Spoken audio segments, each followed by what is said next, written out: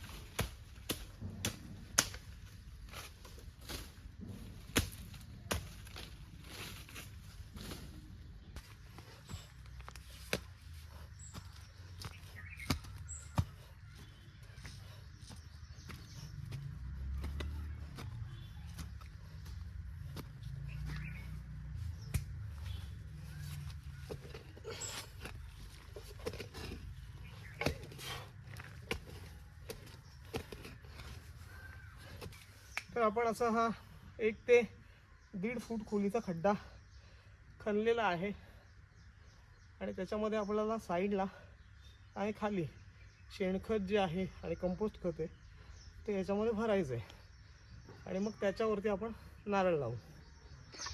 तर आता हे नारळाचं झाड आहे ते आपण आणलेलं आहे लावण्यासाठी. तर हे कुठून नर्सरीमधून विकत आणलेलं वगैरे झाड नाही आहे. तर जे आपण देवारात जो कळस वगैरे ठेवतो त्या कळसामधला नारळ येतो आणि कळसामध्ये झाला तेव्हा कोंब फुटलेला, त्यानंतर तो पहिल्यांदा छोट्या पिशवीत टाकलेला आणि त्यानंतर अशा या मोठ्या बॅगमध्ये त्याला आम्ही ट्रान्सफर केलं होतं. तर आता जवळजवळ 2-3 महिन्यानंतर तो एवढा मोठा झाला आहे. जेव्हा आपण त्याला या जागी प्लांट करू त्याच्यानंतर जमिनीमध्ये तो अजून जोमाने वाढेल. तर चला त्याला आपण आता प्लांट करूया.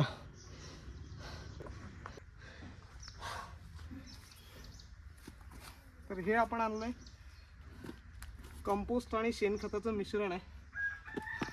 याला बनण्यासाठी खूप टाईम लागतो. तर कंपोस्ट खत कसं बनवतात ह्याचा सुद्धा एक डिटेल व्हिडिओ मी नंतर बनवेन. आता आपण सध्या खाली कंपोस्ट खत आणि प्लस हे मीठ आहे, इकडे मम्मीने आणलंय. हे आपलं असं खड्याचं मीठ जे असतं ते खड्याचं मीठ ते सुद्धा टाकायचं. याच्यात मिक्स केलं तरी चालेल.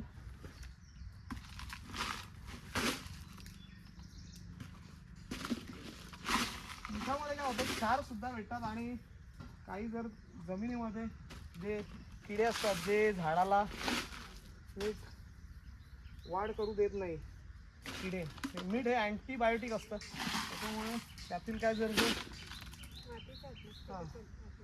आणि हे कंपोस्ट खत हे टाकलंय खाली.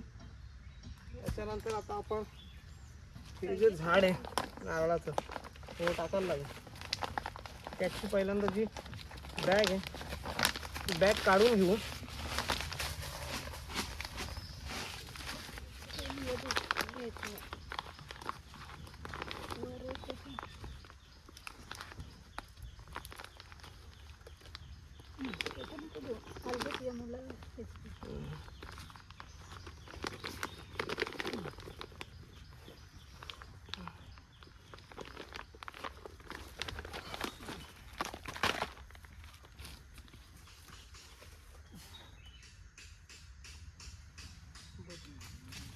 अंतर बरोबर आहे का? माती पण टाकली त्याच्यात माती.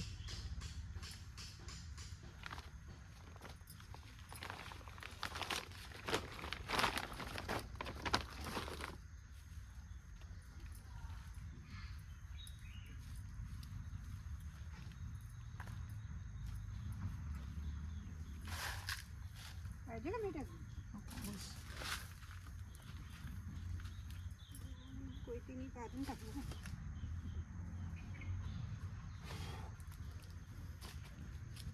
तर आपल्याला जसं पाहिजे तसं आपण आता ते सेट केलेलं आहे. त्याच्या खाली सुरंगाचं झाड येते, ते सुद्धा आपल्याला तोडावं लागेल. काढून बघतो का ते नंतर काढू. त्याला आपण कट करू. नको या वाचून ठेवतो त्याला मी इकडे. याला पण ठेवतो.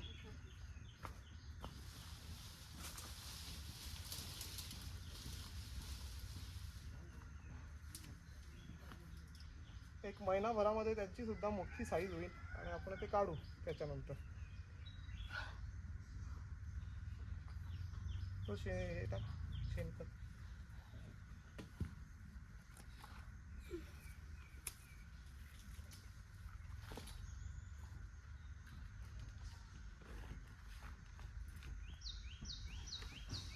तर खाली पूर्णपणे आपण कंपोस्ट खत आणि शेणखताचं जे मिश्रण होतं ते आणि त्यानंतर मीठ असं हे कॉम्बिनेशन वापरलं आहे. रासायनिक कुठल्याही प्रकारचं खत तुम्ही दिलं नाही.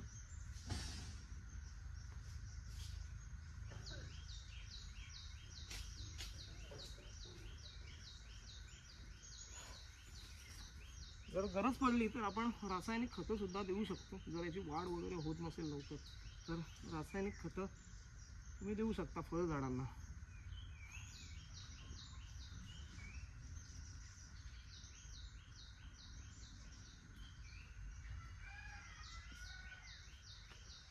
हे माती व्यवस्थित मी पायाने